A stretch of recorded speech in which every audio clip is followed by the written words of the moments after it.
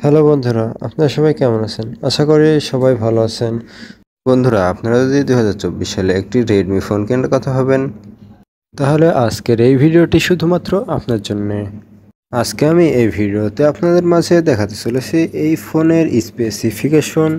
এই ভিডিওটিতে আরও থাকছে এই ফোনের প্রাইস সম্পর্কে এবং এই ফোনের ভালো দিক এবং খারাপ দিক তুলে ধরা হয়েছে। তার জন্য বন্ধুরা ভিডিওটি না টেনে টেনে দেখে সম্পূর্ণ ভিডিওটি দেখতে থাকুন। তো বন্ধুরা, আপনারা যদি আমার এই চ্যানেলে নতুন হয়ে থাকেন তাহলে অবশ্যই চ্যানেলটি সাবস্ক্রাইব করতে ভুলবেন না।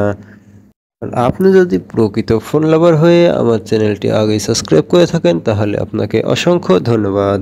তো চলুন বেশি কথা না বলে ভিডিওটি শুরু করা যাক।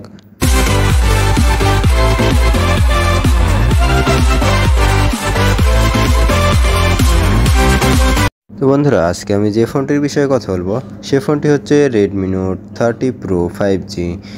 এই ফোনটির ডিসপ্লে হিসেবে থাকছে 6.67 ইঞ্চি এবং এই ফোনটির অপারেটিং সিস্টেম হিসেবে রয়েছে অ্যান্ড্রয়েড 13। ফোনটির সিপিইউ হিসেবে রয়েছে অক্টাকোর 4/2.40 GHz। এই ফোনটির র্যাম হিসেবে রয়েছে 8GB এবং এই ফোনটির রোম হিসেবে রয়েছে 128GB। তো বন্ধুরা, চলুন এবার জেনে নেওয়া যাক এই ফোনটির ক্যামেরার দিকে। এই ফোনটিতে ক্যামেরা হিসেবে রয়েছে মূলত 3টি ক্যামেরা। মেন ক্যামেরা হিসেবে রয়েছে 200 মেগাপিক্সেল ক্যামেরা এবং দ্বিতীয় ক্যামেরাটি থাকছে 8 মেগাপিক্সেল ক্যামেরা এবং তৃতীয় ক্যামেরাটি থাকছে 2 মেগাপিক্সেল ক্যামেরা। এই ফোনটিতে ফ্রন্ট ক্যামেরা হিসেবে রয়েছে 16 মেগাপিক্সেল ক্যামেরা এবং এই ফোনটিতে চার্জিংয়ে থাকছে 67 ওয়াট ফাস্ট চার্জিং এবং এই ফোনটির ব্যাটারি ব্যাকআপ হিসেবে থাকছে 5100 mAh ব্যাটারি। এবার বন্ধুরা চলুন জেনে নেওয়া যাক এই ফোনটির অফিসিয়াল প্রাইস সম্পর্কে। রেডমি নোট 30 প্রো 5G এই ফোনটির অফিসিয়াল প্রাইস হচ্ছে 31,000 টাকা, 8GB র্যাম এবং 128GB রোমের ক্ষেত্রে।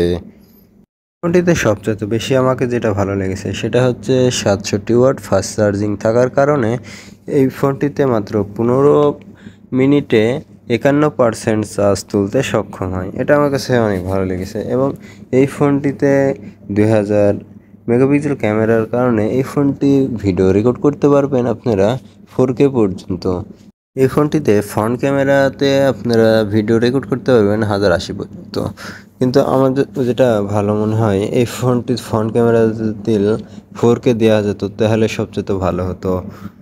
এই ফোনটিতে মূলত গেম খেলে দেখা হয়েছে ফ্রি ফায়ার, পাবজি। তো এই ফোনটিতে পাবজি যখন আল্ট্রাতে দিয়ে খেলা হয় তখন দেখা যাচ্ছে যে ফোন অনেক গরম হয়ে যায় এবং ফ্রি ফায়ারও সেম।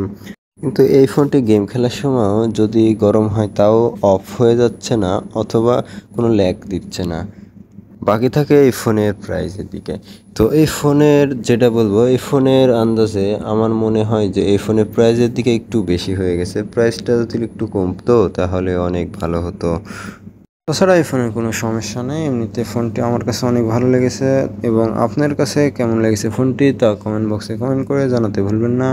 আপনারা তো এই ফোনটির সম্পূর্ণ স্পেসিফিকেশন দেখলেন, তবুও এখন আপনার উপরে ডিপেন্ড করছে যে এই ফোনটি আপনি কিনবেন কি কিনবেন না। বন্ধুরা, এই ভিডিওটি দেখতে দেখতে আমরা শেষের দিকে চলে এসেছি। তো বন্ধুরা, আমার এই চ্যানেলে যদি আপনারা নতুন হয়ে থাকেন তাহলে চ্যানেলটি অবশ্যই সাবস্ক্রাইব করতে ভুলবেন না। Thank you for watching video. এতক্ষণ আমার সাথে থাকার জন্য ধন্যবাদ। আবারও দেখা হবে নতুন কোনো ভিডিওতে। ততক্ষণ ভালো থাকবেন, সুস্থ থাকবেন। আসসালামু আলাইকুম।